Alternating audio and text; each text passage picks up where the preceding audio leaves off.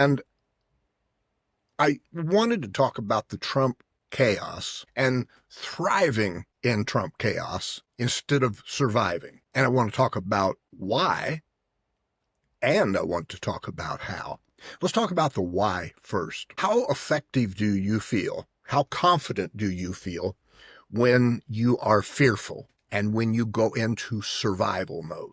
I'm guessing for most of you, the answer is you don't feel very confident, very energetic, very capable. And I think you would agree with me as well that you don't do your best thinking when you are in survival mode. When you are thinking, oh my God, I just want to survive. Because that mode, again, is powerfully triggering the fear centers in your brain, in our brain, right?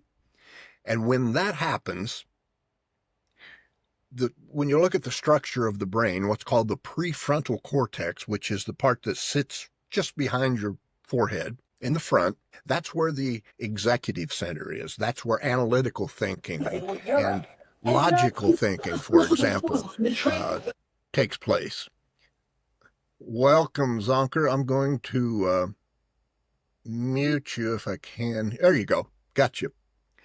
That's where that takes place. And when we're scared, when our fight or flight, the sympathetic nervous system kicks in, that starts to clamp down. We aren't able to effectively think logically, think analytically, or to think in the absence of intense emotions. And when that happens, we are not effective. We make mistakes, and we always make mistakes, but we make more mistakes. And every time we make a mistake, we become more fearful, triggering the fear center of the brain more, moving more of the thinking away from the prefrontal cortex and back to the limbic system. And it's just a vicious cycle. Now, we think we are doing the smart thing, right? When we are fearful, it kind of makes sense on one level, doesn't it, to God, I just want to survive this. And there's nothing wrong with surviving. If you go out to the far end of something you're experiencing and you get to the end and you go, oh,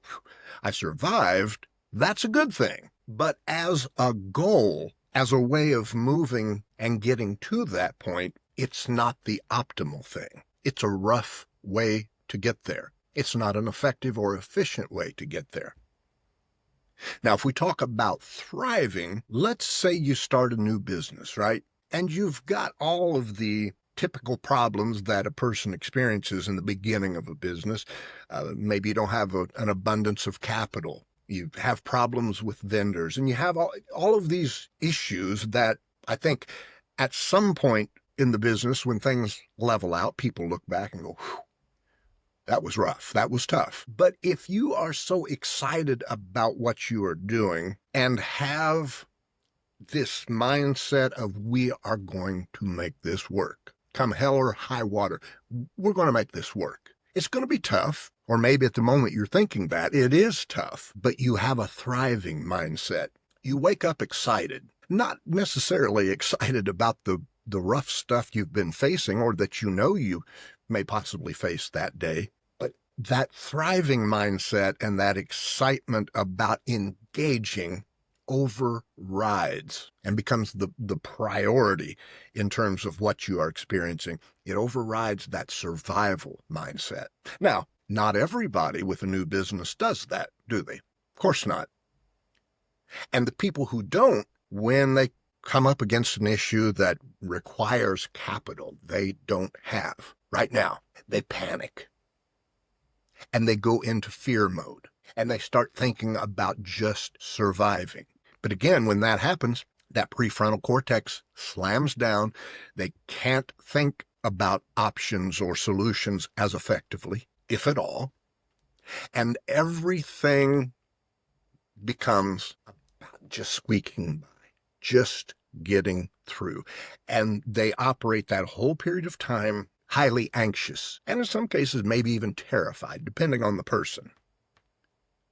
Now, it's easy to think that it's the business and what was going on externally that's the pivotal factor there. And sometimes what's going on externally can be so monumental and so big that Every now and then that is the case, but more often than not, what's the case is whether the person was functioning with a survival mindset, oh God, I hope we just survive, squeak by, or a thriving mindset. With a survival mindset, you wake up in the morning going, oh, another day. With the thriving mindset, you wake up every day, even when stuff is going bad. But you get up every day ready to meet the day because you see it as a challenge. You see it as a challenge, and it excites you because you know the feeling that comes with meeting a challenge and then conquering it, figuring it out. It's kind of like, I'm not a big puzzle guy, but I've put puzzles together before. And it's kind of like when you get to that section and you can't find the piece. You're trying all of these different pieces, and it's frustrating. But when you finally find that one piece of the jigsaw puzzle, even though you've still got a long ways to go, you know the feeling. If you've ever put a puzzle together, you're like, oh, okay, if I can, I just found that piece. If I can do that, I can do the rest of it. And that's kind of where that thrival mindset comes from. A person who sits down, who loves puzzles and sits down, they hope they experience those challenging moments while they are working on that puzzle. Because if they didn't, they might as well be dusting a tabletop. The challenge is what makes putting the puzzle together worthy enough to take the time to get the box out, take the lid off, and clear the tabletop and to start. Now, you may be thinking, yeah, but Jack, um, putting a puzzle together and having a dictator, loading people up on airplanes and shipping them out of the country to foreign prisons and talking about wanting to do that to American citizens, or the homegrowns, as he calls them. That's an entirely different thing, Jack. And no argument for me in terms of consequences and the intensity of it. Very different. What's the same, though, is unless you are that person who got loaded up on the plane, if you are just somebody that's living here in the United States right now and you don't have ICE banging on your door or kicking it in, and you look around the room, there's no bear, there's no tiger, there's no attacker, there's no burglar, there's nobody with a gun or a knife, your environment is safe, and you look out the window, and kids are playing out in the yard across the street, and different things are going on, and there's no lions, tigers, or bears, or guns and knives out there, or ice. And that's when we have to make that choice. Am I going to, in these moments where everything is okay, am I going to allow myself to fall into survival mindset where I operate out of fear and where I'm much more likely to make stupid mistakes on all fronts? Financially, in my relationships, with my work, every aspect of my life, because I'm so uptight, I'm so stressed, I'm so tense, I'm so fearful that every move I make throughout the day is a crisis. It's not fun. I make a lot of mistakes. I'm not moving forward in an efficient manner. Or if I'm not currently being loaded up or my door's not currently being kicked in, am I going to be in the thrive mindset? Meaning, am I going to become a participant, an excited participant, an energized and confident participant in doing everything I can do within my means? Look, if most people can't afford to buy a plane ticket to fly out to every protest in D.C., a lot of people can't afford to drive to a 3-hour away protest or get a hotel room. That's a fact, right? But it's not about what we can't do as individuals. It's about taking inventory of what we can do. And here's what I've found, and the people that I talk to on this subject have found. When you've stopped thinking about what you can't do in terms of contributing to the preservation of democracy, and you instead compile a list of the things that you can absolutely do, that they are feasible for you. You do have the means or the time or the resources available to do these things. And when those are crystal clear, those things start to excite you and ignite you. And you oftentimes will find My God, I was so focused on, I need to be attending a protest in D.C., but I can't. And so I just kind of closed my mind down thinking there's nothing I can do. But when I took accurate inventory, there's a lot I can do. And if there are millions of us doing those, there's a lot I can do things, they all count. And the cumulative effect of that across the nation is monstrous. It's impactful. We are seeing Republican leadership. We are seeing an impact on them, and not the behavioral changes we want, but we are seeing behavioral changes in some of them because of these town halls. Now, I think there's a time when, not that long ago, when the average person would have said, yeah, town halls, yeah, I know a lot of people go to those things, but I don't think you ever actually change anything by going to a town hall. And that may have been the case at one time, just a lot of listening. And that's how town halls used to be, right? Without all of this intensity and conflict, town halls were kind of someplace where you went to listen to the representatives speak. And there might have been a couple of people, 2 or 3 people who had a question, but it was all very civil. And there really wasn't any emotional intensity involved. That's not the case now. Now, and we see people being tased and carried out of the room because of it, but now there's intensity. Now it's lopsided, but in a good way. It's lopsided in that the people who are doing the talking, the people who are taking command, at least verbally, of the experience, are the people attending the town hall. And in this moment, that's what needs to be happening. And because it is happening, we are seeing Republicans and hearing about Republicans from insiders who behind the scenes are starting to say, well, you know what? Something has to give here. I can't face my constituents. I talked to a Republican representative not too long ago who expressed to me real fear about doing town halls. Fear in the sense that thoughts of somebody emerging from the crowd with a gun and taking their life. And I can understand that. Of course I can understand that.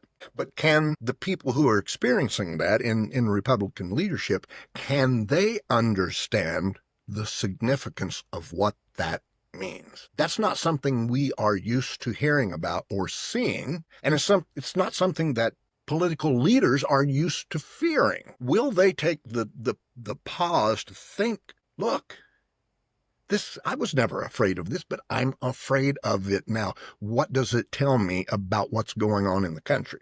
Now, I know a handful, and a small handful, of Republican leaders who are taking some stock in that. But let's get back to everything on our end, the difference between surviving and thriving. How do you thrive? Well, I already talked about one part of it. One thing that helps us thrive is knowing what we can do and having a plan. And it doesn't have to be a complex plan. And in fact, the more simplified your plan is, the more likely that you will engage. If you, for example, I know people who will create a to-do list like the night before the next day, and they'll write 15 or 16 things down on their to-do list. But then they'll tell me, man, I didn't get any of those things done today. And they set themselves up for failure because when you look at 16 things on a list when you get up in the morning, it's so overwhelming to a lot of people that they never begin because it just seems so burdensome. When you put 4 things on that to-do list for the next day, and you wake up and you look at your 4 things, all of a sudden that becomes like, oh, wow, yeah, I can do 2 in the morning and 2 in the afternoon. Easy. And if you get through with all 4 and you still have plenty of time left in the day, then you can add a couple more, or 2 more, or 4 more. But don't load yourself up with things to do so heavily that it becomes something that you get a bad feeling about. Oh, I don't have time for that. I don't want to engage in that. So that's the first step. Realize, take stock of what you can do, and then map it out. Okay, I will do, of these things, I'll do these things. And I'll do them every day because I can, because it's feasible. It's not overwhelming, and I can do that. When that fear or that overwhelm is taken out of the picture, you feel excited. You give yourself permission to feel excited about those things you can do. Fear crowds out excitement. Fear crowds out confidence. Fear crowds out most everything good. Make it easy to start, and the finishing will take care of itself. Most people make it difficult to start. Not only do they never finish, they oftentimes don't ever get started. Make it easy to start, and the finishing will take care of itself. Once you are excited, once that spark is there, the attitude follows, the energy follows. It's just kind of it's linked. It's part of the excitement. It all goes together, but you're only focused on creating the plan in a manageable way, and then you're excited about it, and the rest drags with it. Now, how do you kill that? What's the thing that a lot of people do that kills the chance for excitement and to thrive? I'll give you an example. This is a financial example. Not necessarily when the economy actually takes a bad turn, or maybe there's talk at the factory they work at of maybe that place is going to close down, or maybe they're going to sell it.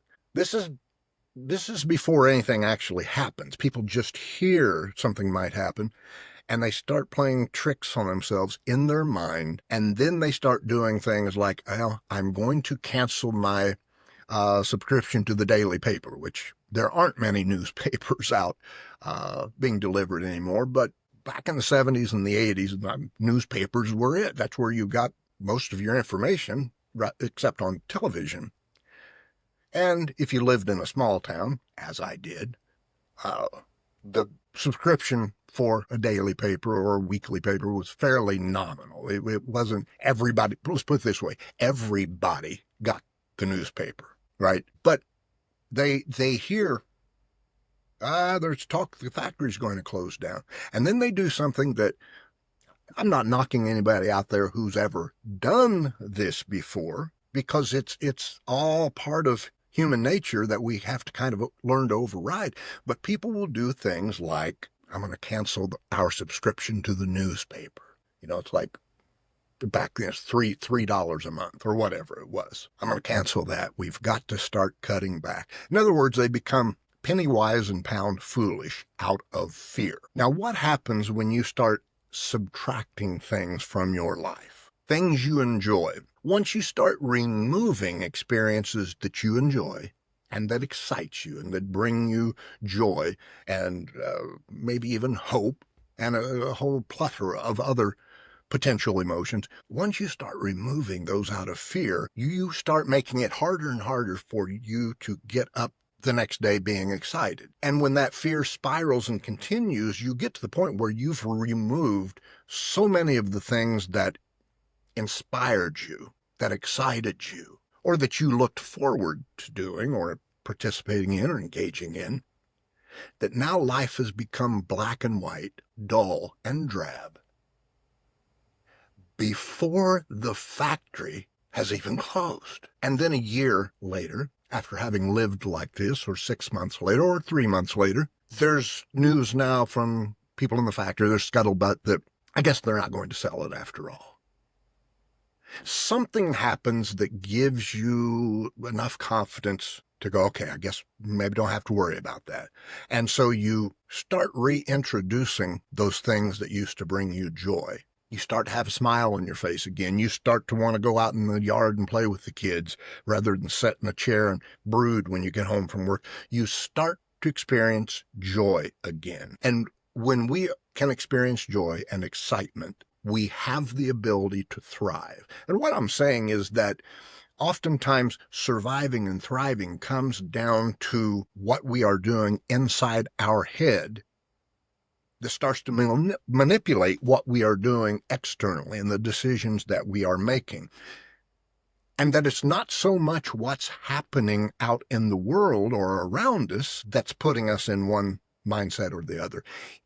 It's what we are doing inside our head in response to what may or may not be happening in the external world. Right on. And here's the thing, if we can't master that when it's not actually happening to us in real time, in the moment, if we can't master getting into the thriving mindset versus the surviving mindset, when things are cool, when there's just the threat of it, but it hasn't really happened to us yet, what are the odds that you think you will be able to switch to a thriving mindset once it actually happens to you or a member of your family? Zero.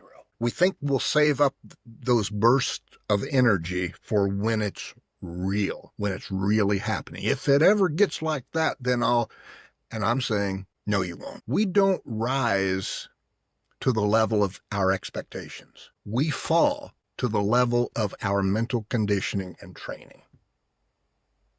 It's that simple. And when people stop to think about this, they go, wow, yeah, thinking back through my life, that's exactly what has happened. I remember when this was going on, and my expectations of how I would perform and how I would respond were here. But I didn't have the training or the mental conditioning to support my expectation. And so I fell to here.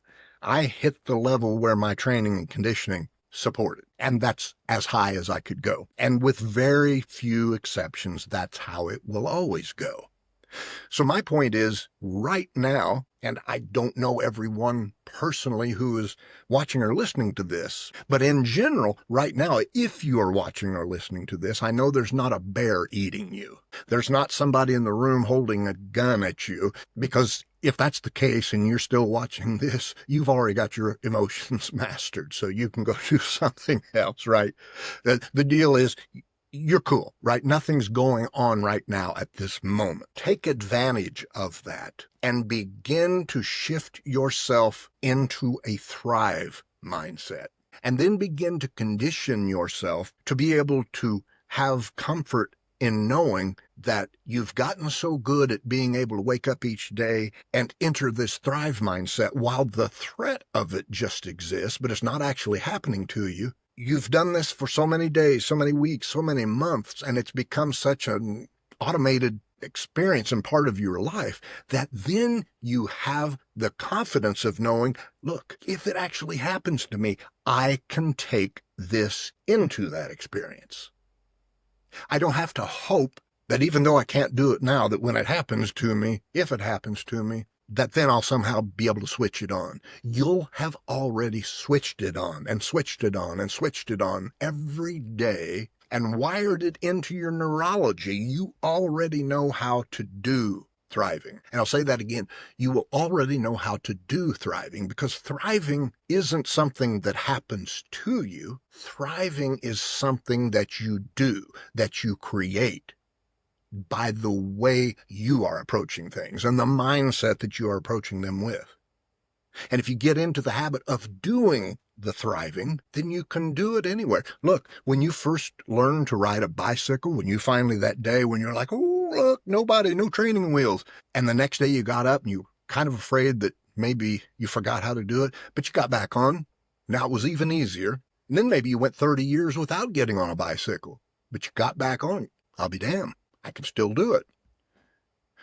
Once you have gotten into being able to just confidently wake up and do the thriving mindset and the thriving experience and approach, it'll be just like a bicycle. You learn to ride the bicycle on the street in front of your house, but if you take it 6 streets over, wow, I can ride it here too. And then it's not long, even though it's a little trickier, then you can ride it on a gravel road. And you can ride it through the grass. And you find that the doing, what you can do anyway. So what I want for you, I want you to be able to do thriving when things get as bad as they can possibly be, at least in terms of as bad as we can imagine them to possibly be. I want you to be so good at being able to do the thriving experience mentally and emotionally and physically now that when whatever else happens, you've got nothing that you have to learn. You just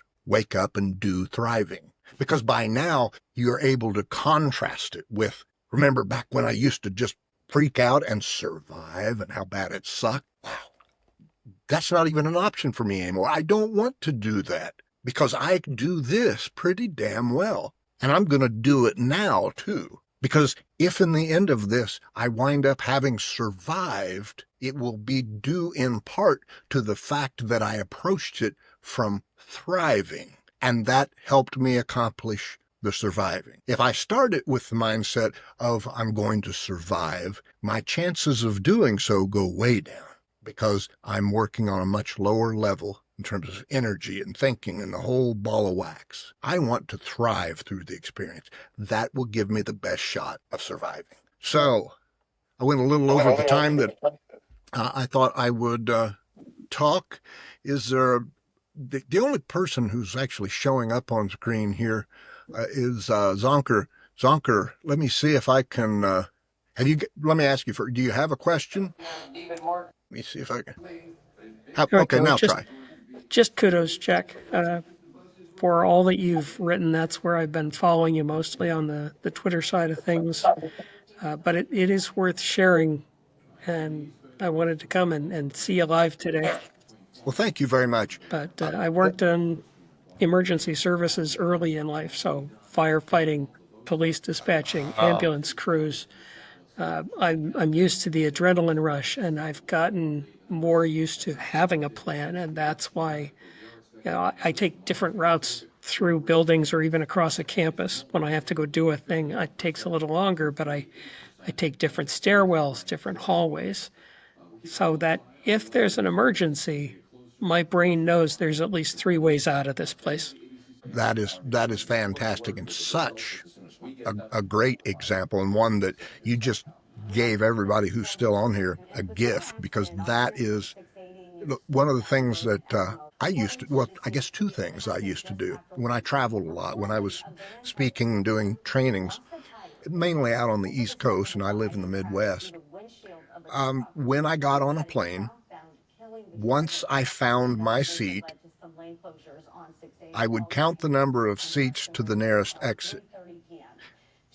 In the event that the plane filled with smoke and fire and I couldn't see, I could count the seats to the exit. And then I would do the same thing when I checked into my hotel. I would count the number of doors to the nearest exits again, so I could feel, okay, there's 1 door, 2 doors, 3 doors, and to the left of the next door is the stairwell. Now, my wife, when we first met, she was like, "What are you doing?" And I told her, and early on she kind of rolled her eyes, but with time, I've found, without me really saying anything, I've found that she started doing them herself, not because I said it was so smart, but because having been introduced to it and having time to think about it, she realized, oh yeah, that would be very handy, and I don't want to wind up someone that can't get to the exit because I can't find it. So thank you so much for that example. I'm going to turn your mic back off, Zonker. Okay, so look, I enjoyed this. I had a lot of fun. I've gone over by, looks like about 15 minutes, which I've always felt like if you're going to do anything, go longer than you said you would, but not shorter. I look forward to doing the next one. I hope you found something in this that you can take away from it and that will prove useful to you. And better yet, if there's something that sparks you, that you share with someone else. That's where I get really excited about anything useful or information. It's that, I can tell one person, but then they can tell however many, and hopefully some of them will tell. And look, we are in a situation right now where if it was ever important to network and connect with each other and be thinking on the same frequency, it is now. How can I help you? How can you help me? How can we help all of us? That's the only way through this. So thank you. We'll do another one soon. And until then, stay strong.